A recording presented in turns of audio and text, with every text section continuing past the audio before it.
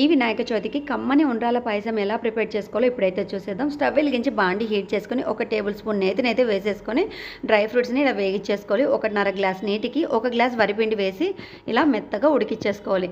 మిగిలినటువంటి నేతిలో ఈ పిండిని ఉడికించుకున్నాం కాబట్టి చేతికి అస్సలు అంటుకోదు. మనం డైరెక్ట్గా చేతితో కొద్దిగా పిండి తీసుకుంటూ ఇలా అదుముకుంటూ ఉండ్రాలన్నీ చుట్టేసుకోవాలి. ఆ తర్వాత మిగిలిపోయిన కొద్దిపాటి పిండిలో కొద్దిగా వాటర్ వేసేసి ఇలా లిక్విడ్ లాగా ప్రిపేర్ చేసుకొని పక్కన ఉంచుకోవాలి. మరొకసారి స్టవ్ వెలిగించి బాండి హీట్ చేసుకొని 2 గ్లాసుల నీటిని వేసి 1 గ్లాస్ బెల్లాన్ని కూడా వేసి బాగా కరిగించేసుకోవాలి. కరిగిపోయినటువంటి బెల్లపు నీటిలో ఉండ్రాలన్నీ వేసి ఉడికించుకోవాలి. ఈలోగా కొద్దిపాటి పచ్చి కొబ్బరి నానబెట్టుకున్నటువంటి శనగపప్పును మిక్సీలో వేసి ఇలా కొద్దిగా గ్రైండ్ చేసుకోవాలి. ఈ మిశ్రమాన్ని ఉండ్రాలలో వేసి కలిపేసుకోవాలి. ముందుగా ప్రిపేర్ చేసుకున్నటువంటి బియ్యపు లిక్విడ్ కూడా ఇందులో వేసేసుకోవాలి.